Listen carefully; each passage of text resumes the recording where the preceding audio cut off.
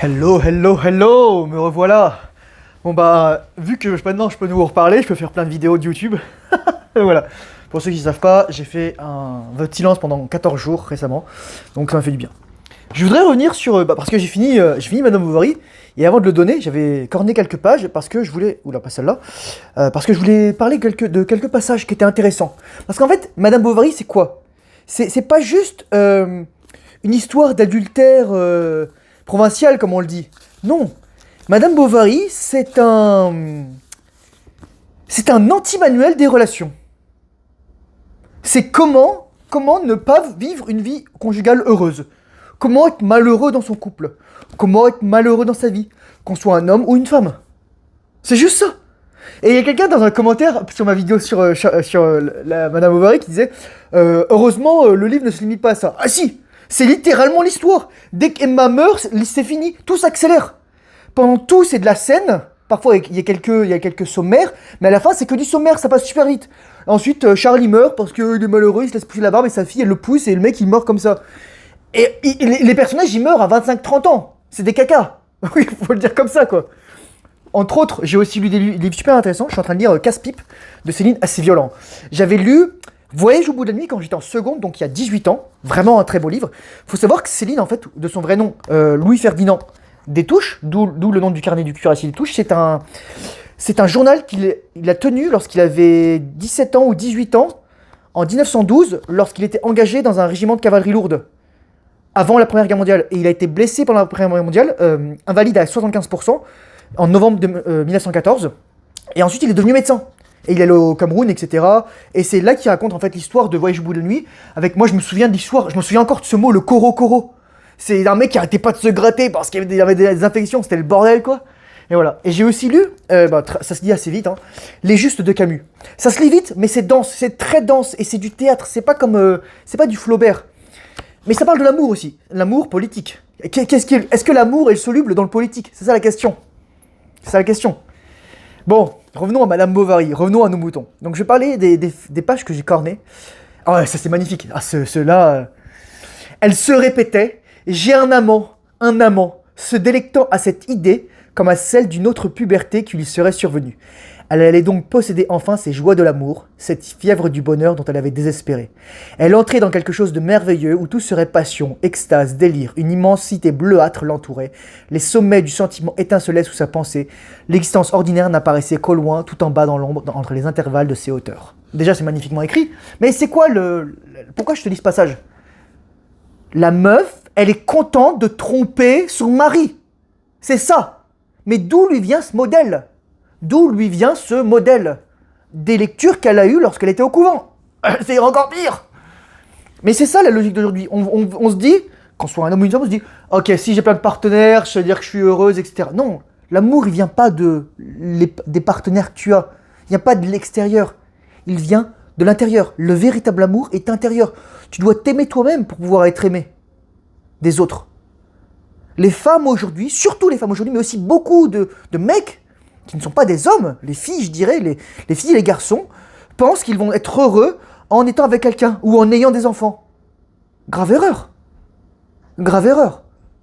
Je suis désolé de te le dire, là je te casse ta tarte aux fraises des illusions avec mon parpaing de la réalité, mais c'est ça. Tu ne seras pas heureux parce que t'as une copine. Et c'est ça que malheureusement, c'est horrible. Moi je pense que un jour je ferai une vidéo genre comment avoir une copine lorsqu'on est en primaire ou au collège ou au lycée. Et je pense que ça va être violent, mais ça va être du Thomas hardcore. Qu'est-ce que je me dirais moi si à 10, 11, 12, 13, 14, 15 ans, je voulais avoir une copine? Et franchement ça va dépoter les gars, ça va dépoter. Mais c'est ça, c'est vraiment comprendre que il y a une illusion qui est entretenue. Et si vous lisez la Littérotica où les femmes ont 8 amants, comme dans Twilight où la meuf elle sort avec un vampire mais son autre mec c'est un loup-garou et la drague, etc. D'ailleurs, le mec c'est un simp là. Le mec Léon Dupuis c'est un simp. C'est un clerc qui vaut rien, il veut juste fourrer une vieille qui est mariée. C'est ça. Et à un moment ils sont dans l'église, elle la fait chier, etc. Elle le fait chier, pardon. Et lui tout à coup il lui prend la main, il monte dans une roulotte et il la baise. Et c'est littéralement ce qui se passe. C'est littéralement ce qui se passe. Flaubert ne donne aucun détail, mais si t'es pas trop con, t'as compris ce qui s'était passé. Ensuite, il y a des détails un peu plus scabreux, où littéralement, elle enlève son corset, elle enlève son soutien-gorge, elle est à poil, elle enlève sa robe, bref, peu importe. il faut le lire. Ce livre, tu dois le lire. C'est super bon. C'est du nectar. C'est du nectar littéraire. Alors, un autre passage. Un autre passage. Là, je pense que c'est intéressant de le lire parce qu'en fait, c'est une pièce de théâtre. Il y a Lucie de Lammermoor, qui est en fait une pièce de théâtre qui existe dans la réalité et qui est reproduite ici. Et à un moment, il dit ça.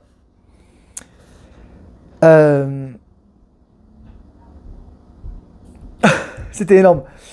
Alors, dès la première séance, il enthousiasma. Il pressait Lucie dans ses bras. Il la quittait, il revenait. Il semblait désespéré. Il avait des éclats de colère, puis des râles élégiaques d'une douceur infinie. Et les notes s'échappaient de son cou nu, pleines de sanglots et de baisers. Emma se penchait pour le voir, égratignant avec ses ongles velours de sa loge. Elle s'emplissait le cœur de ces lamentations mélodieuses qui se traînaient à l'accompagnement des contrebasses, comme des cris de naufragés dans le tumulte d'une tempête. Elle reconnaissait tous les enivrements et les angoisses dont elle avait manqué mourir. En gros, elle fait de la projection là. Elle fait de la transfiguration. La voix de la chanteuse ne lui semblait être que le retentissement de sa conscience et cette illusion qui la charmait, quelque chose même de sa vie. Mais personne sur la terre ne l'avait aimé d'un pareil amour. Il ne pleurait pas comme Edgar le dernier soir au clair de lune lorsqu'il se disait à demain, à demain. La salle craquait sous les bravos, etc. Bon, je te dis ça. Ce passage, il est aussi intéressant parce que c'est un pervers narcissique, le mec, c'est un manipulateur. Oui, je t'engueule, oui, mais non, je te fais les yeux doux, etc. Et les femmes, elles sont accroches à ça parce qu'elles croient que justement, c'est ça être masculin. C'est dire, c'est montrer ses émotions, regarde, je t'engueule et ensuite, je te déteste, et ensuite je suis en colère, et ensuite, oh, je te fais l'amour, etc. C'est quoi ce modèle dont les femmes ont hérité? En fait, les femmes modernes ont hérité du modèle conjugal de leurs parents malades, qui arrêtaient pas de s'engueuler. Elles disent, oui, ok, mes parents ils s'aimaient ça doit être ça l'amour, donc je vais faire ça. Le niveau d'inconscience est phénoménal lorsqu'on est ici. Et c'est pour ça que je te dis, si toi t'es un homme, une femme, elle va se fonder sur le père pour chercher l'homme qu'elle veut dans sa vie. Un homme va se fonder sur son père pour savoir quel homme il doit dans sa vie, et à défaut, il va se regarder sur sa mère pour la femme qu'il veut dans sa vie. Et donc, qu'est-ce que va faire un homme digne de ce nom? Il va essayer de pas chercher sa mère. Parce que la plupart des mecs cherchent leur mère. Ils cherchent une femme qui ressemble à leur mère, qui les a aimés comme leur mère. Si elle les a battus, qui va les battre. Si elle les a engueulés, qui va les engueuler, etc. Moi, j'ai compris une chose, c'est qu'une femme ne me tire plus physiquement. Je ne suis plus attiré physiquement par une femme. Pour moi, une femme, si elle veut m'attirer, faut qu'il y ait une bibliothèque chez elle avec des livres. Et je rigole même pas. Moi, les gens, il me font rire. Parfois, ils disent « Ouais, je suis sapiosexuel, etc. » Moi, je suis sapiosexuel. Moi, littéralement, si, lorsque tu ouvres la bouche, tu me dis littéralement que t'es 3 de QI, il n'y a plus personne là. C'est fini. J'ai un sentiment de dégoût, j'ai un sentiment de... Je perds toute attraction pour une femme. Alors l'autre jour, je faisais du vélo, il y avait une nana, mais c'était un truc de... Elle avait des nibards comme as. Genre, elle avait un short ici, parce qu'en plus, il faisait super soleil. C'était des grosses cuisses juteuses, là, comme ça. Elle marchait dans la rue avec des grosses lunettes. Ça se voyait qu'elle était pas maligne. En fait, je pouvais le voir à la façon dont ses lèvres étaient faites et glossées. Et ses sourcils. Et ses ongles. C'était horrible. Et donc, moi, j'étais sur mon vélo, donc... bon, j'ai pas eu d'accident, mais voilà, quoi. Mais c'était juste... La façon dont une femme va mettre en avant cette tour physique en dit long sur ce qui se passe là-dedans. Est-ce qu'elle a besoin de mettre en avant son physique? Sinon, si elle n'a pas besoin, c'est qu'elle sait qu'elle a une autre valeur ailleurs. Moi, je vais raconter une histoire d'ailleurs ici. J'avais eu une date un jour, elle s'appelait, on va dire balancer les noms, ça fait 5 ans. Ça devait être en décembre 2019, janvier 2020, et elle s'appelait Justine. Elle avait 31 ans à l'époque. Et Justine, elle avait eu qu'une relation longue distance qui avait duré 5 ans, elle avait travaillé en Floride, ou je sais plus quoi, on s'en bat les couilles, mais... À un moment, elle dit, je sais ce que je vaux. Elle arrêtait pas de répéter ça. Je sais ce que je vaux, je sais ce que je vaux. Et moi, j'arrivais pas à comprendre pourquoi, mais ça me disait red flag, red flag, red flag, red flag. Et à un moment, elle me fait, mais Thomas, je pense pas qu'on va s'entendre. Et je fais, merci de l'avoir dit. Et j'arrivais pas à comprendre, en fait. J'arrivais pas à vocaliser ça. Parce qu'en plus, voilà, enfin, j'étais pas encore un mec équilibré à l'époque. J'étais quand même un mec mieux, mais j'étais pas encore un mec bien. Et en fait, je me rendais compte qu'une femme qui dit qu'elle sait ce qu'elle vaut quand elle a 31 ans, ça veut soit dire qu'elle se prend pour un truc genre un 11 sur 10, soit qu'elle a conscience que ces œufs-là, ils sont prêts à être mis au congélateur, et donc ça vaut plus la peine de sortir avec elle. C'est ça en fait que la meuf, elle veut dire, yo meuf, tu dis que t'as 31 ans? Ah merde, il pleut. Moi qui voulais aller au yoga en vélo, c'est raté. Elle dit qu'elle a 31 ans, voilà, qu'elle a une carrière, on s'en bat les couilles. Mais moi je dis non merci quoi. Mais avec toute la bienveillance du monde. Et c'est pas pour dire, oui, mais tu peux peut-être trouver ton âme sœur, etc. Je fais, moi, si je veux un truc à long terme, avec une femme équilibrée, je vais choisir une femme plus jeune, une femme qui a eu des modèles paternels sains, une femme qui a pas eu un body count élevé, voire nul. Et c'est ça. Et c'est tout. Et c'est tout. Et c'est tout. C'est la vérité. Allez, on continue. Bon, bien sûr, si Emma est si contente de voir Lucie, c'est parce que elle s'est fait larguer par Rodolphe, je sais plus comment, Rodolphe Bélanger. Bref, peu importe. On s'en bat les couilles.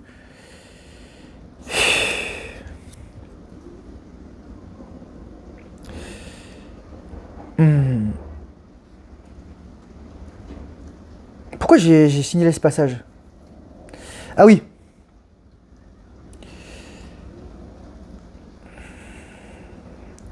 Là, elle est avec son deuxième amant, Léon, et ils en parlent plus.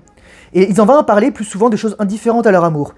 Et dans les lettres qu'Emma lui envoyait, il était question de fleurs, de vers, de la lune et des étoiles, ressources naïves d'une passion affaiblie qui essayait de s'aviser à tous les secours extérieurs. Ah, c'est magnifique, il faut que je relise ça.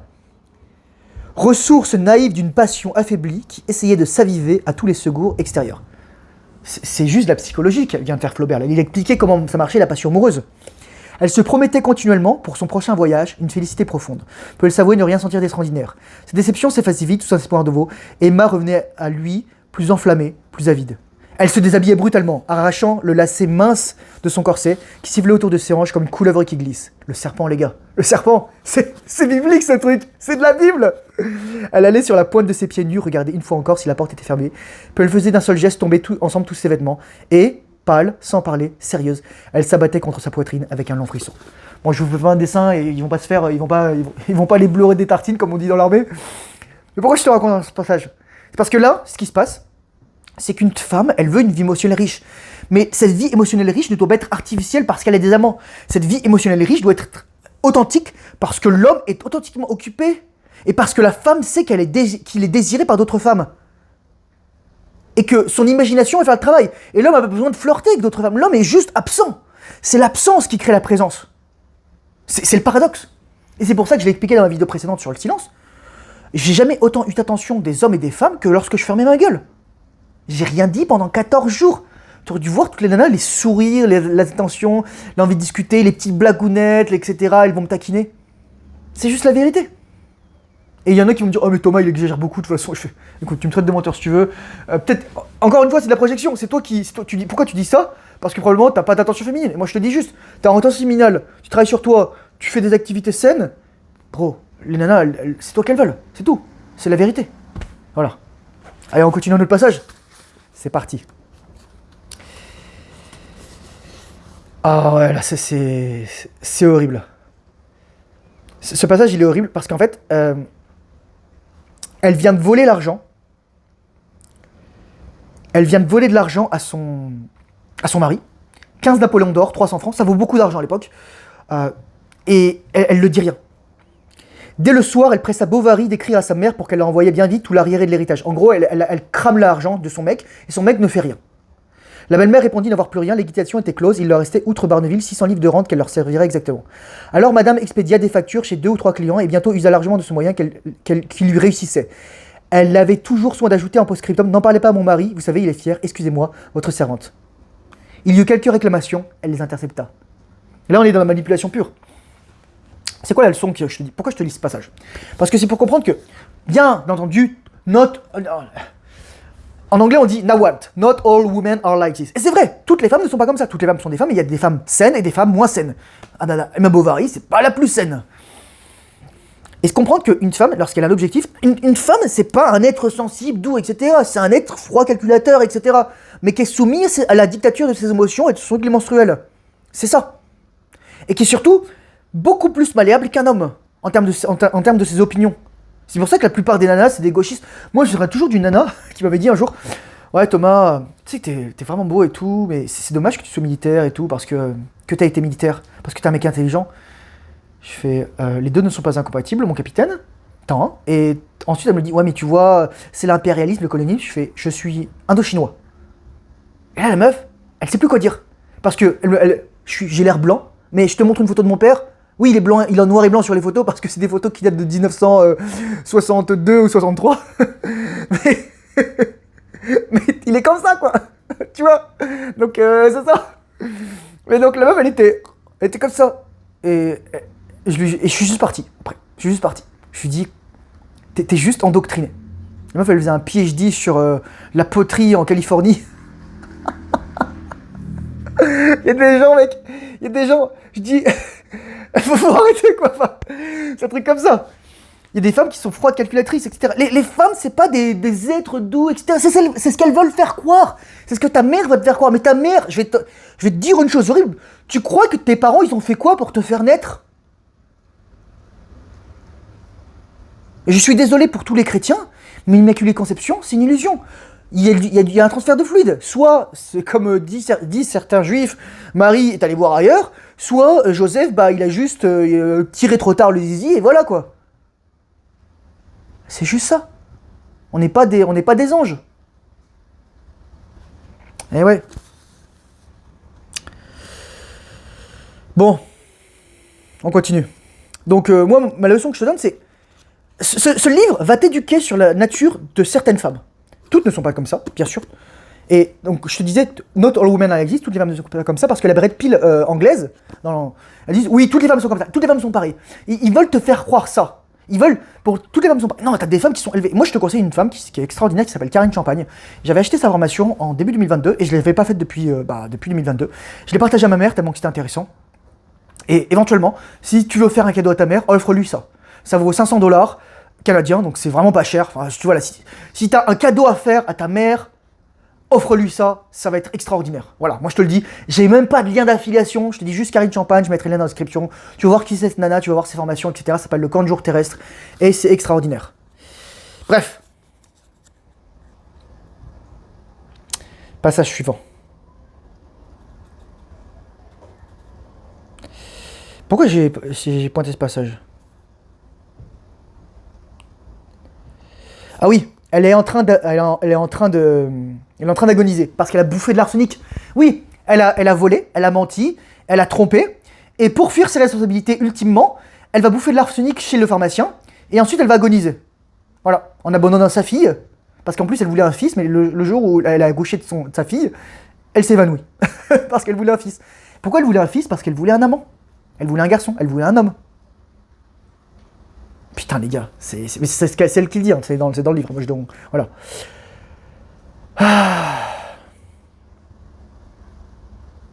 Là, à ce moment, elle dit, et elle lui passait la main dans les cheveux, à Charles, lentement. La douceur de cette sensation surchargeait sa tristesse. Il sentait tout son être s'écrouler de désespoir à l'idée qu'il allait la perdre. Il l'a jamais eu en fait. Ce que je ne comprends pas, Charles, c'est qu'il n'a jamais eu Emma Bovary. Elle ne lui a jamais appartenu. Et pas parce qu'elle lui a appartenu, parce que, un, tu peux posséder personne, mais deux, parce que lui n'a jamais fait le travail. Il a juste été là, il a juste existé. Il a juste vécu, il n'a rien fait. Il n'a pas fait attention à cette femme. Il l'aurait quitté sinon. Le mec, elle s'est fait tromper 2-3 fois. C'est un cocu. Charles Bovary, c'est un cocu.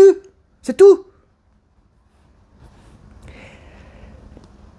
Il sentait tout son être s'écrouler de désespoir à l'idée qu'il allait la perdre, quand, au contraire, elle avouait pour lui plus d'amour que jamais. Bah, il était temps. Quand ça l'arrange. Là, c'est horrible, c'est quand ça l'arrange. Et il ne trouvait rien, il ne savait pas, il n'osait l'urgence d'une résolution immédiate achevant de le bouleverser. Elle en avait fini, songeait-elle, avec toutes les trahisons, les bassesses et les innombrables convoitises qui la torturaient. Elle ne haïssait personne, maintenant. Une confusion de crépuscules s'abattait en sa pensée, et de tous les bruits de la terre, Emma n'entendait plus que l'intermittente lamentation de ce pauvre cœur, douce indistincte, comme le dernier écho d'une symphonie qui s'éloigne. Dommage.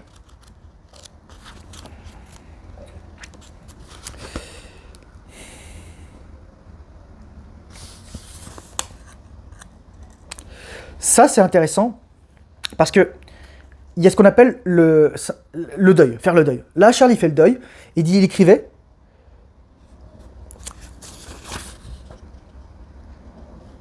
On avait dû, pensait-il, l'adorer. Tous les hommes à coup sûr l'avaient convoité. Enfin, il s'en rend compte. Elle lui en parut plus belle, et il en conçut un désir permanent furieux, qui enflammait son désespoir et qui n'avait pas de limite, parce qu'il est maintenant irréalisable. Pour lui plaire, comme si elle vivait encore, il adopta ses prédilections, ses idées. Il acheta des bottes vernies, il prit l'usage des cravates blanches, il mettit du cosmétique à ses moustaches, il souscrivit comme elle à des billets à ordre. Elle le corrompait par-delà le tombeau. C'est pour ça que j'ai enlevé ça. Elle le corrompait par-delà le tombeau. Tu vois ce que je veux te dire par là? Il y a un homme pervers narcissique et une femme pervers narcissique, c'est différent. Bon, là, on n'est pas dans la perversion narcissique, mais pas loin, on n'est pas loin, parce que Elle jouit pas forcément de le faire souffrir, mais elle a un énorme narcissisme mal placé, Emma. Elle a un narcissisme blessé. Et là, elle le corrompait par-delà le tombeau, c'est que t'as des gens, littéralement, ils sont plus dans ta vie, donc littéralement, ils sont morts pour toi, mais ils continuent de te faire du mal. Ils continuent de vivre gratuit dans ta tête, comme dirait David Goggins. Rent free. Sauf que là, ça tente de te sortir les doigts du cul, quoi.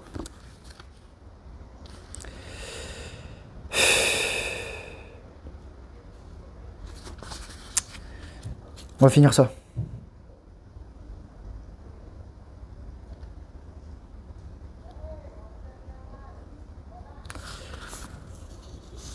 Une chose étrange, c'est que Bovary, tout en pensant à Emma, continuellement l'oubliait. Et il se désespérait à sentir cette image lui échapper de la mémoire au milieu des efforts qu'il faisait pour la retenir. Chaque nuit pourtant, il la rêvait, mais c'est toujours le même rêve. Il s'approchait d'elle, mais quand il voulait l'éteindre, elle tombait en pourriture dans ses bras. Ça, je pense que c'est un passage qu'il faudrait filer à Jung ou un psychanalyste. Parce que elle tombait en pourriture. En fait, c'est ce qu'elle a toujours été, Emma. Une pourriture. Une pourriture dans un corps d'ange.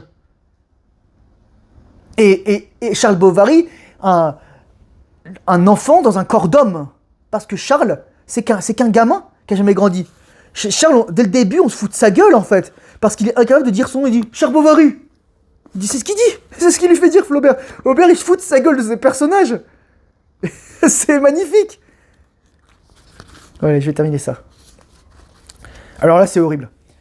À 7h, la petite Berthe, qu'il n'avait pas vue de tout l'après-midi, vint le chercher pour dîner. Il avait la tête renversée contre le mur, les yeux clos, la bouche ouverte, et tenait dans ses mains une longue mèche de cheveux noirs. « Papa, viens donc, dit-elle. » Et croyant qu'il voulait jouer, elle le poussa doucement. Il tomba par terre, il était mort. 36 heures après, sur la demande de l'apothicaire, M. Canivet accourut, il l'ouvrit et ne trouva rien. Et c'est ça. Et là, tout est dedans. C'est une phrase qu'il faut comprendre à deux niveaux. Il l'ouvrit et ne trouva rien. C'est quoi ce rien? C'est qu'il ne trouva aucun truc aucune substance négative, non. Il ne trouva rien de consistant dans cet homme. Cet homme n'est rien, cet homme est vide, il n'a pas d'âme, il n'a pas de vie, il n'a pas eu d'existence. Il a juste été sur cette terre, il a servi de faire valoir à une femme, il a eu une fille qui, ensuite, c'est horrible, quand tout fut vendu, il reste à 12 francs 75 centimes qui servirent à payer le voyage de mademoiselle Bovary Berthe chez sa grand-mère. La bonne femme mourut dans l'année même. Le père Roux étant paralysé, ce fut une tante qui s'en chargea. Elle est pauvre et l'envoie pour gagner sa vie dans une filature de coton. Depuis la mort de Bovary, 3 médecins se sont succédés à Yonville sans pouvoir y réussir, tant M. Homais les a tout de suite battus en brèche. Il est fait une clientèle d'enfer, l'autorité le ménage et l'opinion publique le protège. Il vient de recevoir la croix d'honneur. Fin du roman. Bon, je le donnerai maintenant ce roman, c'est magnifique. Pourquoi je te raconte tout ça, bonhomme? Pourquoi je te raconte tout ça? Parce que je veux que tu sois conscient de ce que savoir que c'est aimer. Tu peux pas aimer comme on t'a enseigné. Tu dois lire ça parce que tu dois comprendre ce dont une femme est capable et ce dont un homme peut ne pas être capable. Cet anti-manuel des relations te dit juste quel homme veux-tu être? Veux-tu être un laquais? Un serviteur? Ou veux-tu être un homme à part entière? Veux-tu être un surhomme? Pour ça que je fais toutes ces vidéos. Pour t'éduquer. Et tu prends ce que tu y apprends. Ça trouve, rien ne te plaît.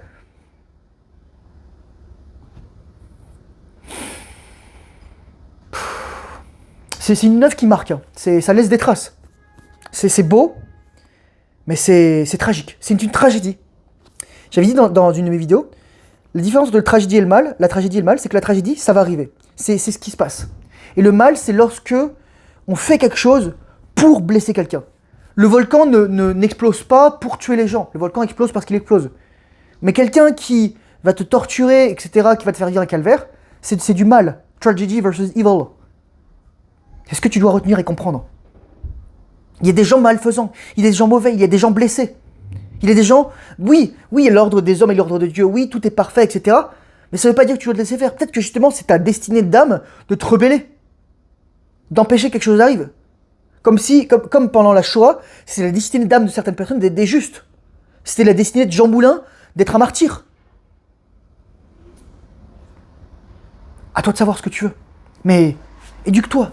La meilleure chose que tu puisses faire. Tu sais, ça, littéralement, je l'ai trouvé dans la rue. Donc me dis pas. D'ailleurs, je crois qu'il valait 1,40$, hein, si tu veux savoir. Donc me dis pas, j'ai pas de thunes, etc. Donne-toi les moyens. Tu veux une femme digne de ce nom, tu veux être heureux avec une femme. Purée mec, éduque-toi. Deviens un homme. Deviens compétent avec les femmes. À leur parler, à les écouter. À être concentré sur toi-même. La meilleure chose que tu puisses faire pour séduire une femme, c'est d'être toi-même. D'être l'homme, la meilleure version de toi-même, le plus séduisant. Et le plus concentré sur tes objectifs. Ça fait trembler les genoux des femmes, littéralement. Je te le dis. Parce qu'une femme, elle sait que si elle te veut, il va falloir qu'elle travaille, qu'elle bûche. Voilà. Sur ce, j'espère que cette vidéo aura pu t'aider. Courage, force, honneur, bonne rétention signale, discipline, fais travail difficile. Surtout lorsque tu n'as pas envie. Merci pour ta présence, gratitude. Merci d'avoir vu cette vidéo et je te souhaite une très bonne soirée. A bientôt dans une prochaine vidéo. Au revoir.